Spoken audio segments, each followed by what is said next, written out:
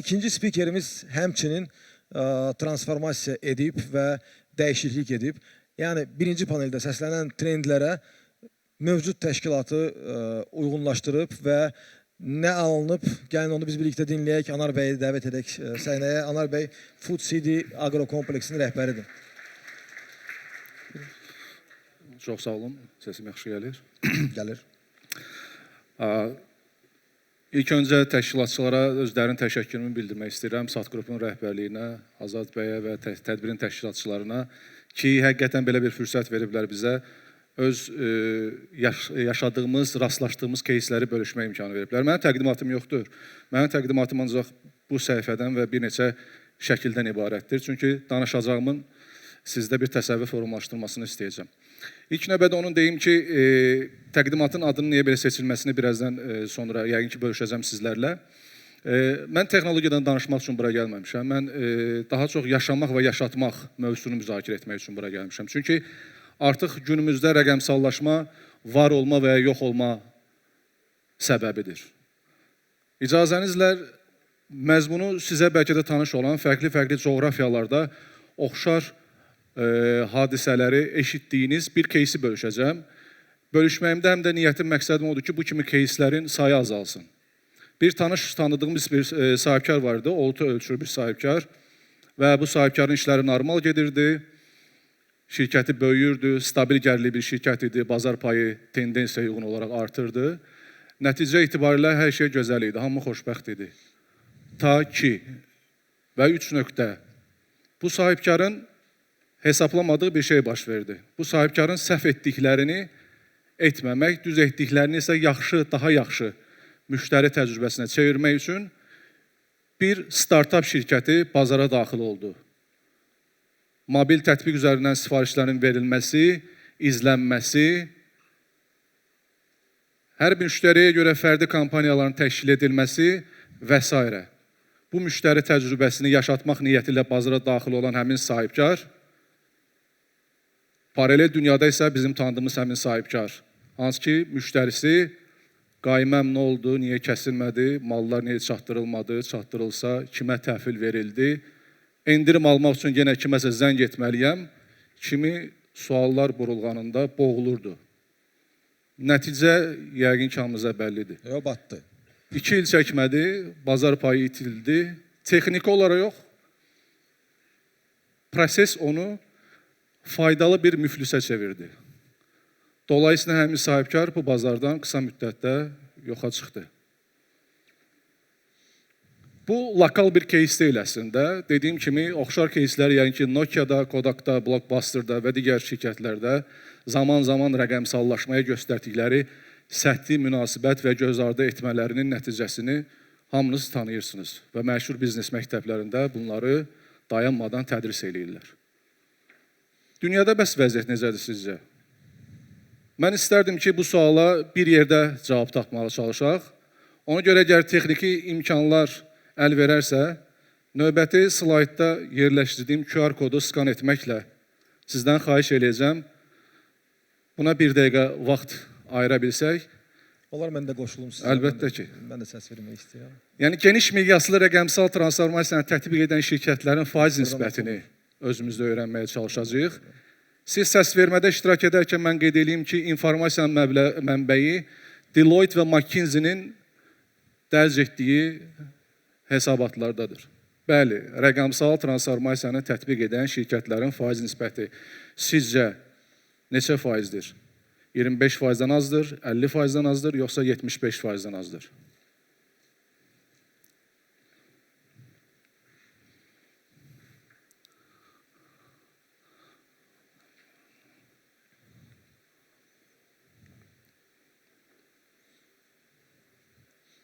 Nəticələri görə bilirik artıq, yoxsa hələ... Əslində görməliyik, yəni ki, nəsə texniki. Hə, burada telefonda monitor biraz okay. Oynayır deyə ola bilər. Nəsə göstərmək istəyir. Siz orada bir dənə start düyməsinə vursanız, bəlkə də slaydın üzərində olmalıdır, səhv etmirəmsə.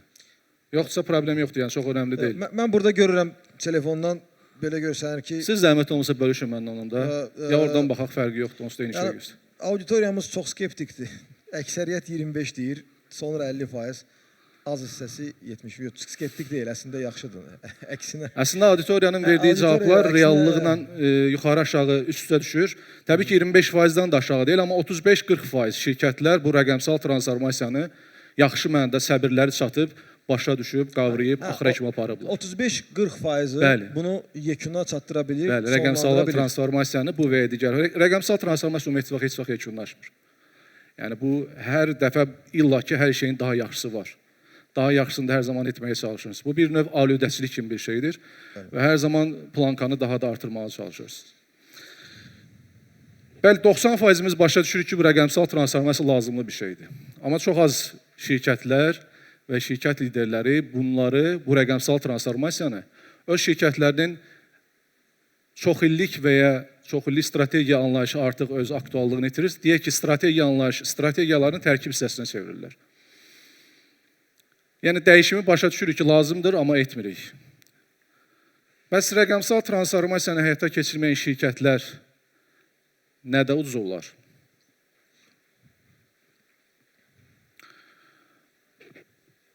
Rəqəmsal transformasiyanı həyata keçirməyən şirkətlər pul itirmir.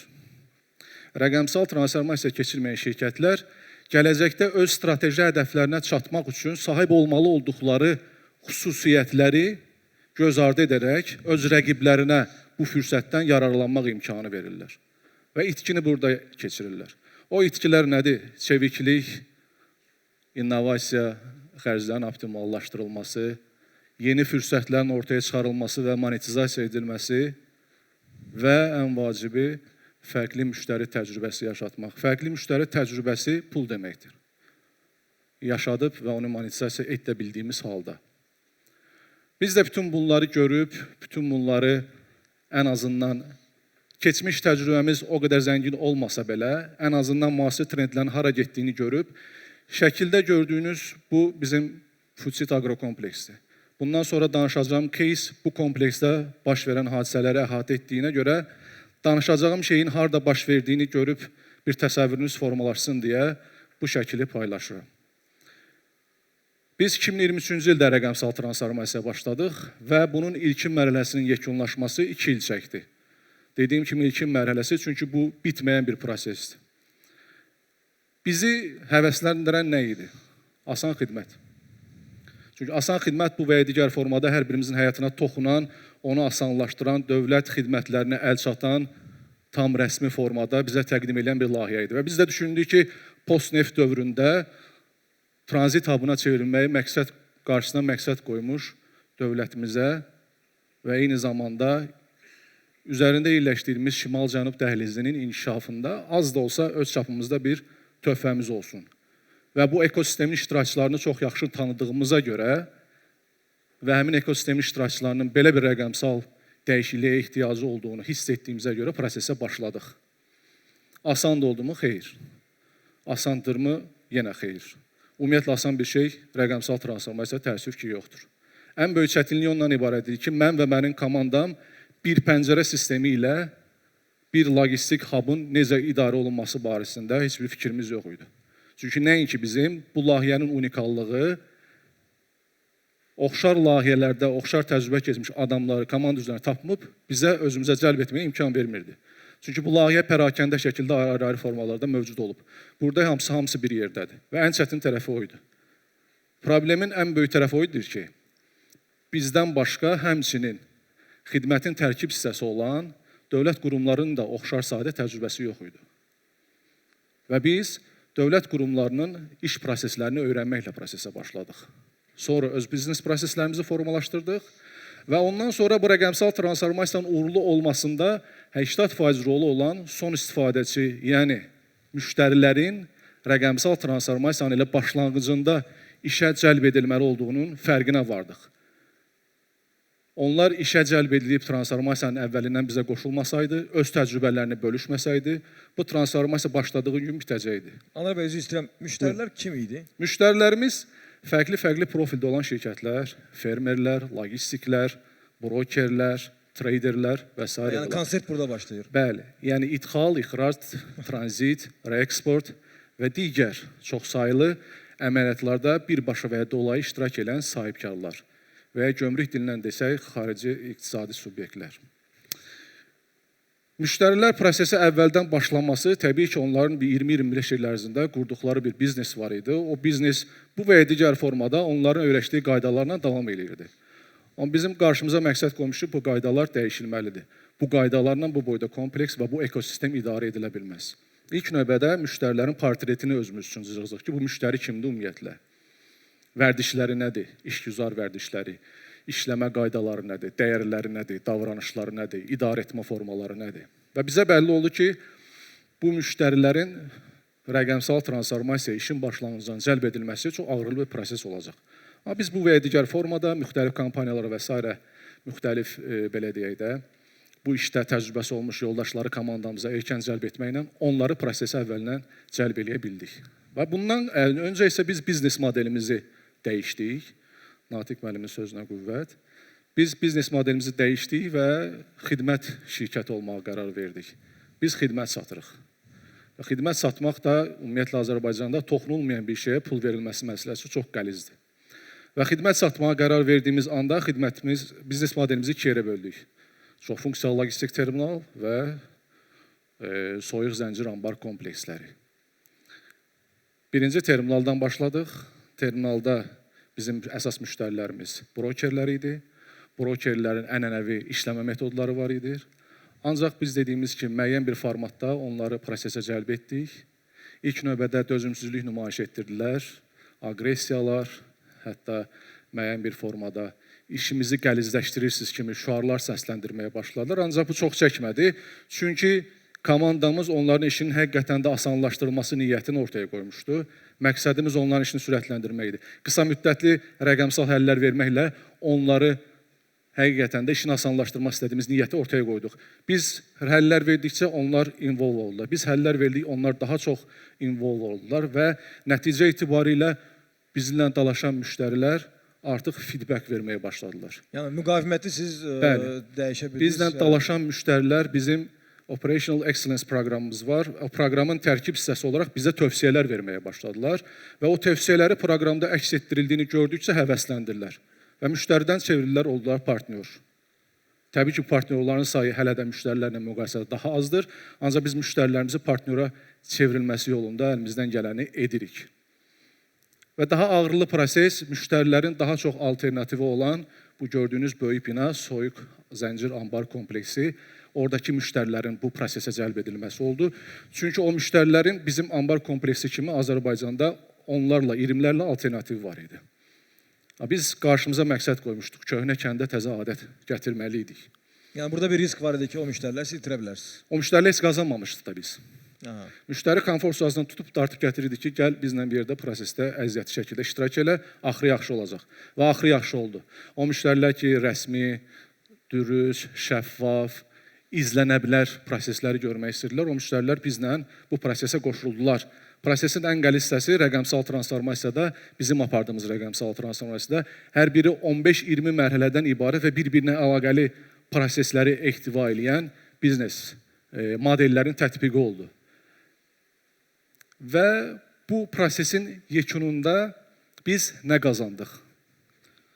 Bu prosesin yekununda bizim qazandığımız rəqəmsallaşmanı tətbiq edə yeni biznes imkanlarının olduğunu ortaya çıxardıq. Fərqində deyildi ki, belə bir imkanlar var, biz bu imkanları dəyərləndirə bilərik. Və həmin biznes imkanlar monetizasiya edildi bugün bizim üçün. Çox böyük də olmasa, amma heç vaxt nəzərdə tutulmamış bir gəlir axınına, revenue streamə çevrildi.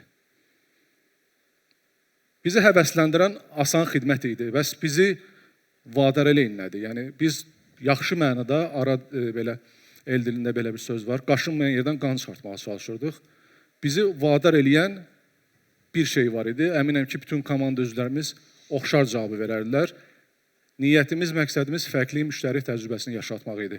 Çünki bunun gələcəkdə yaxşı mənada loyal müştəri sayının artımına və şirkətin gəlirliyinə necə təsir göstərəcəyini ehtimal edə bilirdik. Nə üçün bunu edirdik? Bunu necə yaşatdıq? Sürətli, keyfiyyətli və əlçatan xidmətlərlə. Nə üçün edirdik? Çünki bazar dəyişir, rəqiblər dəyişir, texnologiya daha əlçatan olur. Ancaq unutmayaq ki, rəqəmsal transformasiya texnologiya deyil. Rəqəmsal transformasiya haqqında çoxsunun doğru bildiyi ən böyük yanlış odur ki, sistem aldıq, olduq rəqəmsal. Belə şey yoxdur. Sistem alanda siz sistem almış şirkət olursunuz. Sistem alıb onu tətbiq edilməsi bu rəqəmsallığın başlanğıcıdır. Və rəqəmsal transformasiya ilk növbədə düşüncə çevrilişidir.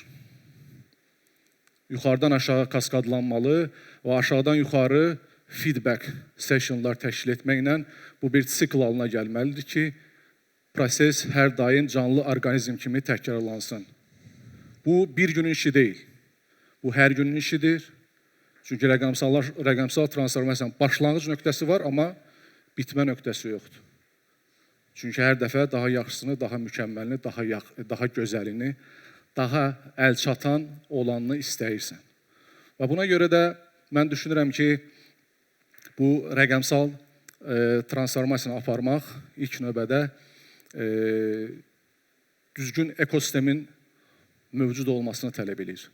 Ekosistem olmadığı müddətcə şirkət daxilindən söhbət getməyək. Şirkətin fəaliyyət göstərdiyi iqtisadi sektorda ekosistem normal olmadığı və ya mövcud olmadığı müddətcə həmin prosesdə rəqəmsal transformasiyanı həyata keçirmək ümumiyyətlə qəlizdir.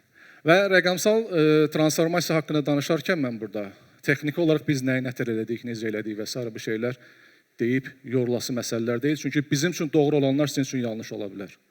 Məqsədimiz, niyyətimiz, həm mənim, həm spiker yoldaşlarım, həm də bizdən qabaqki paneldə iştirak edən yoldaşların məqsədi az da olsa bildiklərimizlə, yaşadıqlarımızla daha doğrusu bölüşməkdir. Bölüşək ki, bəlkə də kimlərinsə daha əvvəldən forumdan qabaq içərisində bu rəqəmsal transformasiyanı aparmaq qığılcımı var idi. Bəlkə o qığılcım biraz da üzə çıxar. Biraz da qorxuzdunuz sözün açığı, amma... Qorxulası bir şey yox, əsas niyyətdir. Əsas niyyətdir və rəqəmsal transformasiyada ən vacib məsələ səbirdir. Mən də hər birinizdə səbirli olub mənə qulaq asdığınıza görə təşəkkür edirəm. Çox sağ olun. Çox sağ olun. Bu yerdə bir sualım var, onu dəqiqləşdirmək istəyirəm. Rəqəmsal transformasiya nedəndə, misal üçün, öncəki şirkətlərin birində, mən sahibi olduğum şirkətlərin birində, partner olduğum şirkətlərin birində, bunu edəndə 3 əməkdaş işdən çıxdı, 3-ü də müxtəlif şöbələrin rəhbərləri idi. Ciddi bir müqavimət var idi. O nəticədə biz transformasiya edə bildik. Amma o əməkdaşları mən itirdim, nə qədər çalışsam da alınmadı. Bəlkə də idarəçi ki, mənim səhvim olub, mən yetərincə hazırlaşmamışdım. İkinci dəfə mən bunu edəndə, onda daha yaxşı hazırlaşdım. Öncə komandanı hazırladım, hər biri ilə tək-tək danışdım. Bizdə balaca şirkətdir, yəni bizim 15 min, 12 min əməkdaşımız yoxdur. Biraz daha asan oldu. Siz bu transformasiya edəndə qarşınızda duran 3 ən böyük çətinlik nə idi? Çox qısa. 3 əsas ən böyük çətinlik. Birinci dediyim kimi, nə etmək istədiyimizi bilirdik, amma necə edəcəyimizi bilmirdik. Və bilən bir adam da yoxdur ki, ondan soruşaq. Yəni, çünki hər şey birinci dəfə practice yox idi ki, onu kopyalayıb götürəsiniz. Azərbaycanda yox idi. Okay. Dünyada da var daha gözəllər təbii ki, amma copy-paste ediləsi deyil. İkinci məsələ komanda idi təbii ki. Biz bu transformasiyaya başlayandakı komanda indi yoxdur. Demək olar tamamilə sağollaşdıq. Çünki əksəriyyəti dözümsüzlük göstərirlər. Tamamilə sağollaşdınız. Tamam, yəni bütün heyətlə sağollaşdıq. Əvvəlki komanda bütün heyətlə sağollaşdıq. Nəyə görə? Çünki dəyişikliyə açıq deyirlər, dəyişikliyə Mən 3 nəfərlə sağollaşdım, elə düşündüm ki. Yox, biz hardasa 14-15 nəfərlə sağollaşdıq. Təbii ki, hamısı buna görə sağollaşmadıq, amma əksəriyyəti rəqəmsal transformasiyanın bu və ya digər formada tətbiqində ləngimələrə səbəb olurdular və ya ləngiməsini istəyirdilər. Ona görə bayaq spikerlərdən kimsə dedi, yəni düzdür, qırılan qoşundandır. Komandanın üzvünü itirilməsi böyük bir dəyər itkisidir. Digər tərəfdən böyük bir xərcdir. Amma nəticə itibarilə fərqi yoxdur. Qarşıya məqsəd qoymuşsan, ya bu, ya o. İkisindən biri, biz də bunu seçdik. Və üçüncü bənd? Üçüncünü fikirləşim, bəlkə birazdan. Sonda bir sual da verim. Nə etirdiniz, onu bildik. Nə qazandınız? Rəqəmlərdə necə bir dəyişiklik? Yeni biznes imkanlar çıxdı ortalığa. Xərclərin optimallaşdırılması və ən vacibi, rəqəmsal transformasiya apara-apara çox ciddi bir aktiv əldə etdik, data. İndi həmin data ilə istər qərar vermələrimizdə, istər optimallaşdırma işlərimizdə, istər də gələcəyə yönəlik proqnozlar verilməsinə ciddi şəkildə və effektiv şəkildə istifadə edirik. Yəni təşkilatın nəticələri... Təşkilatın nəticələrinin rəqəmsal transformasiya vasitəsilə bir artması zaten əlaqəli deyil, amma təsir göstərirmi? Göstərir. Dediyim kimi, əvvəl görmədiyin, analiz edə bilmədiyin məqamları transformasiya vasitəsilə ortaya çıxartdın. Artıq görürsən, analiz edirsən və onun əsasında qərar verirsən. Super, Bu tərəfdən çox faydalı olur. Burada networking təşkilatları da var. Mən təklif edirəm, Orxan bəy də məni eşidir. Bəlkə burada olan yoldaşlara maraqlı olar, bir biznes tur təşkil edə bilərsiniz. Böyük məmnuniyyətlə. Orada yerində baxa bilərik, çünki mənə şəxsən maraqlı olar təşkilatımızın bir üzvü kimi. Çox sağ olun, Anar bəy, minnətdaram sizə. Təşəkkürlər, çox sağ olun.